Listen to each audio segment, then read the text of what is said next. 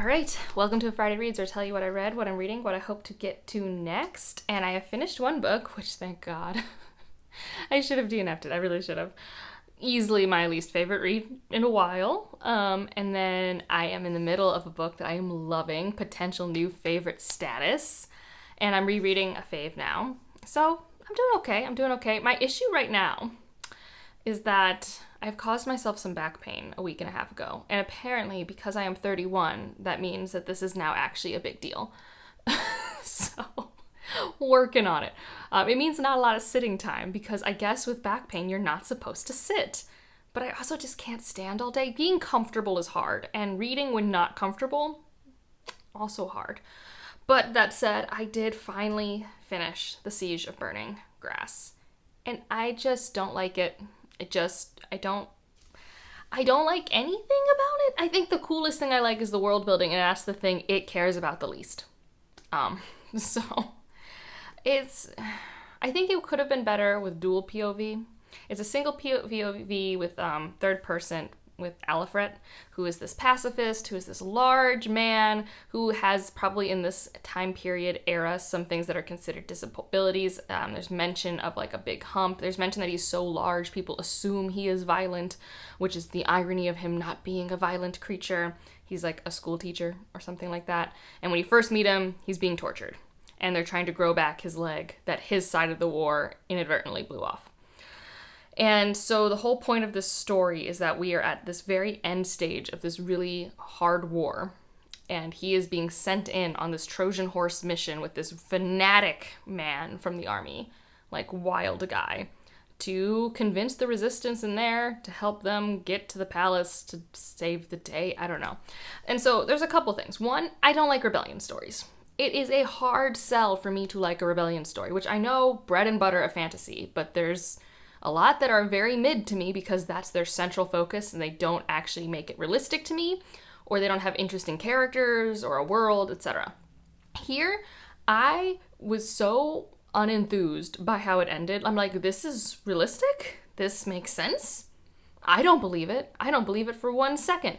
Probably because you didn't give me enough world building for me to understand why these new people I just met would respond to what we are doing in the way that they did. Maybe it is realistic within world. Who's to say?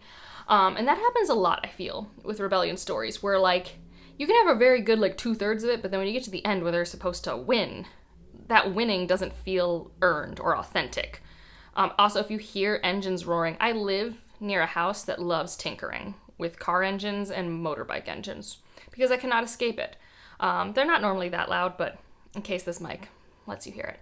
So that's my first thing, is like rebellion stories, stupid hard sell. I'm very jaded. It takes a lot to convince me that your little band of misfits can do what no other band could ever do before, you know? Like, it's tough. But even with that, we have this character and this companion, and like, I don't know, like I said, maybe dual, because I could have had the companion's perspective. I feel like there was an opportunity to show growth and change instead of stagnation.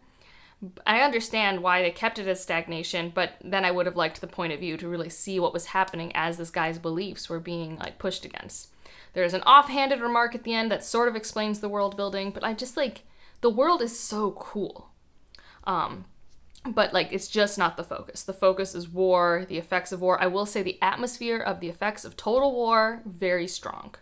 So like, in terms of atmosphere, I do think I felt that. But in terms of what is the point of war and how I was feeling, what is the point of this book? Probably not a coincidence. But at the same time, I really, really didn't have fun. Like, it's not like bad. Like, I wouldn't say this is poorly written. But in terms of entertaining me or getting me to interact with this subject matter in what I feel is a meaningful way, I think it failed on both fronts. So probably should have DNF'd it, but it was my last book to read for the Ursula K. Le Guin Prize in Fiction. So I just felt like I needed to be a completionist about it. So I did, but man, was I so bored, like 70% of the time. The one, though, that I'm reading and loving, potential new favorite status, is A Sorceress Comes to Call by T. Kingfisher.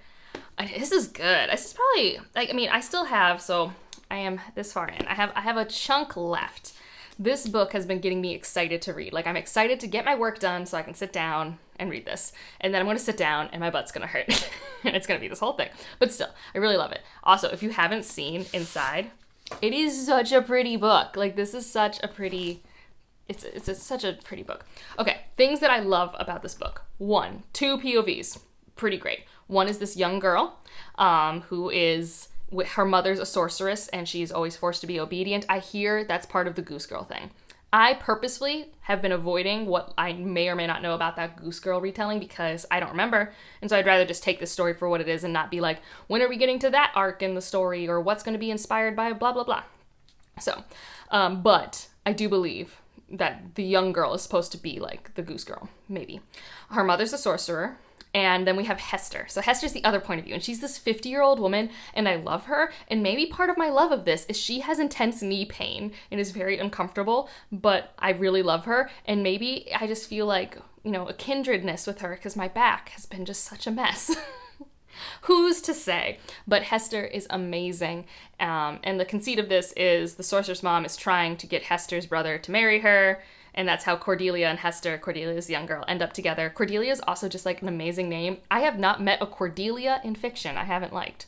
I liked Cordelia in the Shadowhunter world. I like Cordelia in Verkosigan. This Cordelia is pretty great. And it's a wonderful blend of how T. Kingfisher can do a naive character, a gullible character, a character who's just so dew-eyed. I don't know. Like, Cordelia is fantastic. And then Hester, who's just like that kind of just like...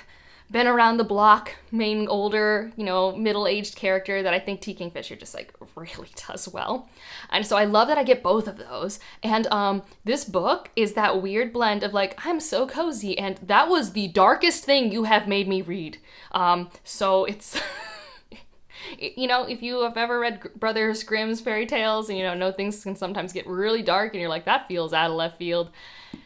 Yeah, there are no kid gloves in this book, but I'm really enjoying it.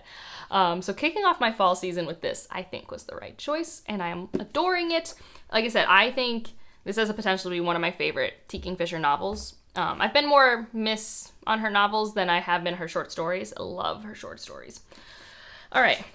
And then I started my reread of Rhythm of War because after reading or listening to The Siege of Burning Grass, I was like, I need something fun. So I've started this. This is only my second time and my first time on audio.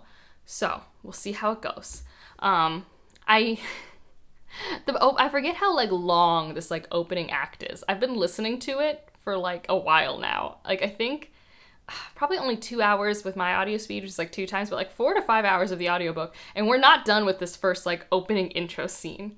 And I kind of love it, but it's also wow, this takes so long. And I really love, we have 2 forces that are against each other, and I'm going to be vague, but there is another layer that's been added, and I like the time jump, and I just remember reading it for the first time. There's a time jump. It's not a huge one, but there's a time jump, and the other books don't have that, so you're like, whoa, what are we doing here?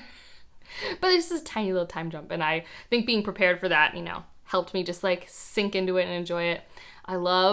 We learned so much about the magic in this book, and it's so fun. It's so nerdy. I love it. It's so good. So that's my reread there. And now that I'm done with The Siege of Burning Grass, I think it's time to get the audiobook and immersion read Perhaps the Stars. I think it's time because I told myself after I was done with this work, I would work on this guy. So I think that's the plan. And that might be all I read for the rest of the month. We'll see. If I end up having more time, I have 2 other options. They're both sci-fi? Are they both space opera? Unsure, but they're both sci-fi. So I got a sci-fi option. But right now, I'm just trying to do what feels good, literally. I did watch The Fall Guy. It deserved so much more. It is a rom-com. There's definitely romantic tension, romantic comedy tensions, but I would say that's more of a subgenre to the very self-aware action movie that it is. I don't know. It was very fun. I love the homage to stunt doubles and stuff like that. I think that's really good. Ryan Gosling is so funny in this movie. I know people love him in Ken in Barbie, but I really love him in this one. This one is funnier to me. I loved the camp he brought. I thought it was so effectively well done.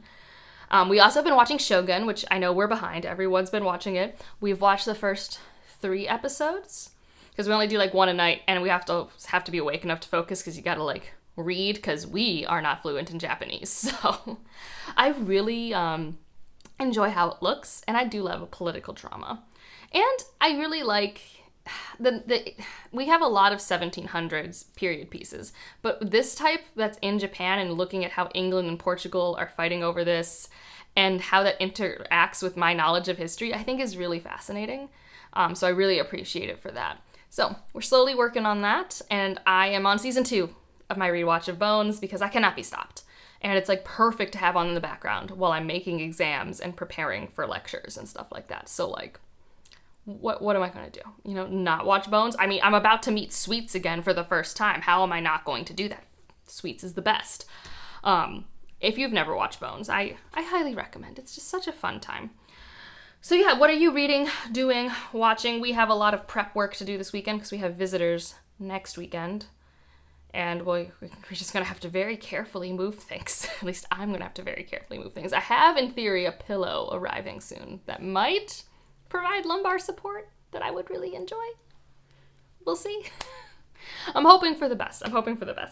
At least, like I said, I'm loving this. It's just so fun. I mean, in a very dark, twisted sort of way. Like, there was a scene, and this doesn't happen often to me in books, where I just had to put the book down for like 20 minutes. I'm like, did we really? Okay. And there's so many just like mean scenes too. Like, it's tough. It's a tough read. But also, I'm really captivated by it. I can't explain. Anyways, if you just want to leave an emoji to let me know you're here, is there a goose emoji? If not, maybe a feather? I feel like there has to be a feather. And otherwise, like if you liked it. Subscribe if you want to, and I'll see you in the next one. Bye.